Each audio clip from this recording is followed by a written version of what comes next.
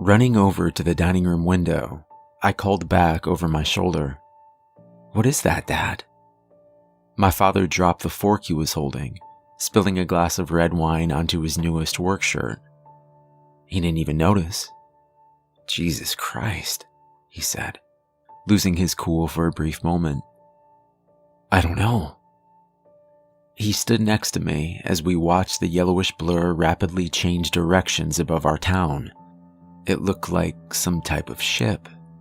"Where'd it go?" my dad whispered. "There," I said.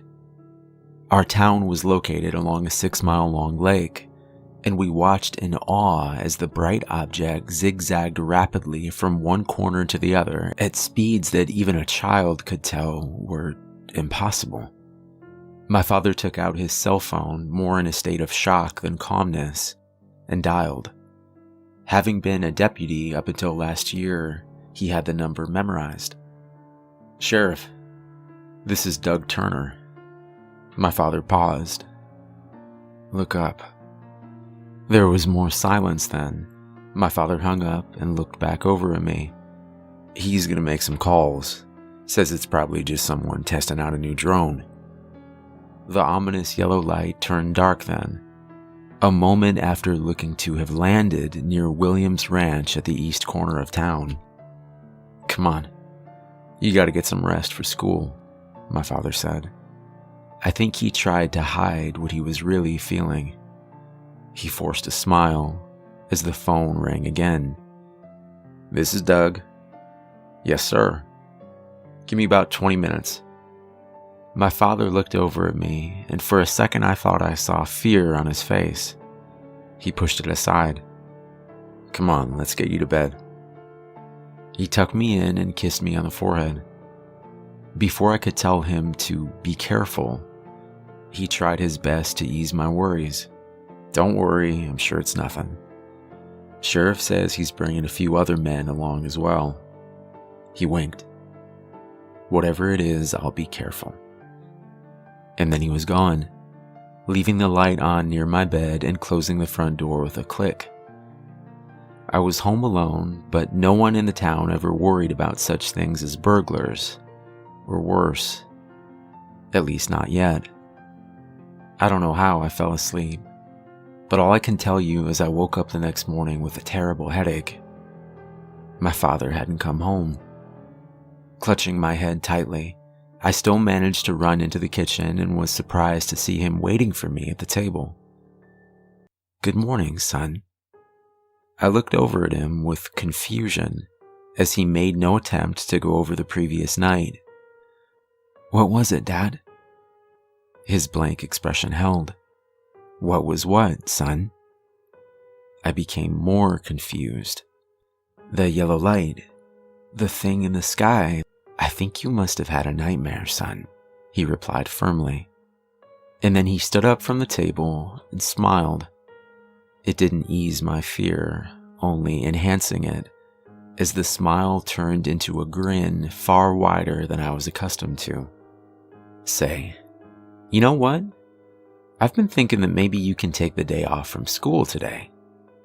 Maybe we can go for a little field trip." "Yeah, sure," I replied uneasily. "Do you mind if I rest a little bit first, though? I've got a really bad headache." His smile deflated a little at that, as he seemed to be thinking it over. A moment later, it came back in full force. "Sure thing. Get some rest and we'll head out around noon. I've got something I want to show you." He kissed me on the forehead as he had the night before, but this time it felt awkward, and it made me feel, well, scared. Going back to my bedroom, I shut the door behind me and pressed my head into the pillow to try and dull the pain. How could he not remember last night? Was it actually possible that I had dreamt the whole thing? I stood up and looked out the window, and suddenly thoughts from the previous night rushed back. I remembered details that I had somehow forgotten. I hadn't fallen asleep as my father had gone to check out the strange sighting with the sheriff. I had instead sat by the window and watched. I can't remember everything, but I know that I saw something. 20 minutes or so after my father had left to meet the sheriff, there was a blinding flash of light that emanated from where we had seen the object land. It flickered yellow, then red, then a silverish green that I can't even put into words. After that, the memories stop. I don't recall falling asleep, and I definitely don't remember my father returning that night.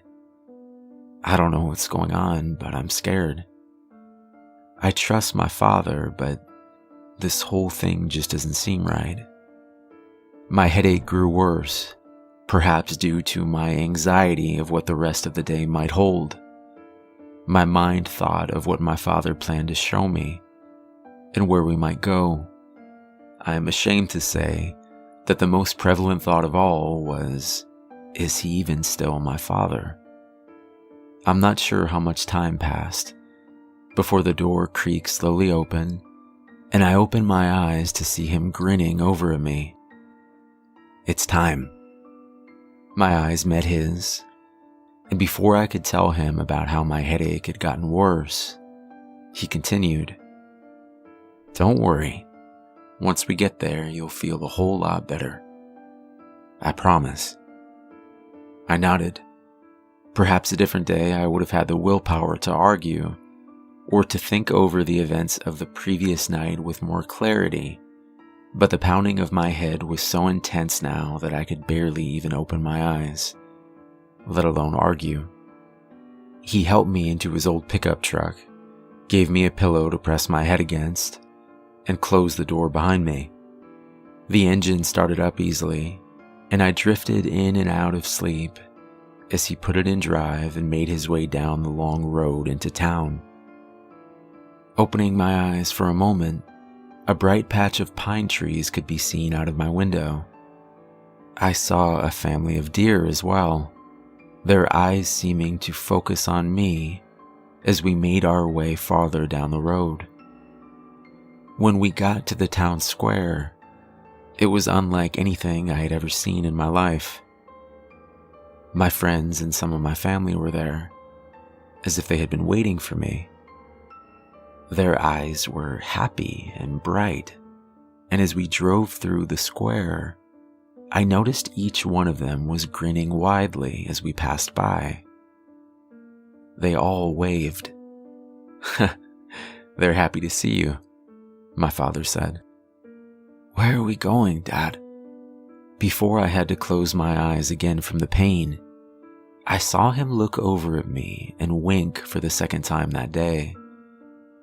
I must have fallen asleep then, because the next thing I knew, I was standing in an open field that must have been William's ranch.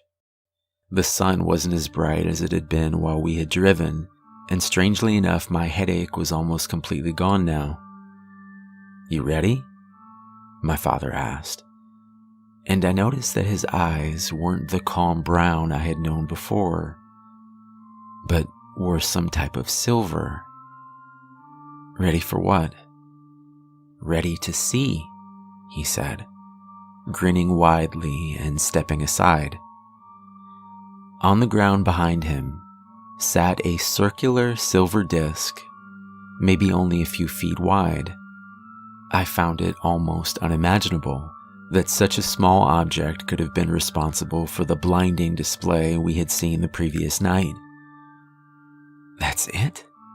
I asked. My father nodded. "Go closer." I don't know why then, but I shuddered, the first time since awakening, feeling a surge of fear make its way through my body. "I don't want to." "Go closer," he said, his tone changing only slightly to anger and perhaps impatience. I don't know where I could have gone, but maybe I would have run then, far away from this place and far away from the dream of it all. But the people around me suddenly came into view. Every friend and family member I had stood in a circle around us and watched. They waited. I understood then that I was the last of them to come here. "Don't be afraid, son," my father said then. "You're going to understand everything very soon." I knew then that I didn't have much choice in the matter, and I unwillingly began to walk past my father and towards the small silver object ahead of me. The strange thing was, the closer I got, the less small it seemed. At first, I had noted it to be roughly only a few feet in diameter. Now, as I approached the object, it seemed to go on for miles. As it loomed just in front of my gaze, I began to understand my father's words. The object wasn't just a craft or an alien ship. It was so much more. The thing began to show me what it would bring to our world. There would be no more fighting, no more war. There would be no more sickness and no more pain. There would be no more death. Still, there was something frightening, I realized. Something dark. And something... "You're the last one in town," my father said. "Go ahead, son." His eyes were darker then, yet they somehow glowed, and it seemed like I was just an observer in a dream. I saw my hand reach out, crossing the bridge between worlds. I touched the silver object that seemed to go on forever, and then in the span of an instant, I understood everything. The little boy I had been just a second ago was dead. I began to grin as I understood that I would be on the winning side of what was coming.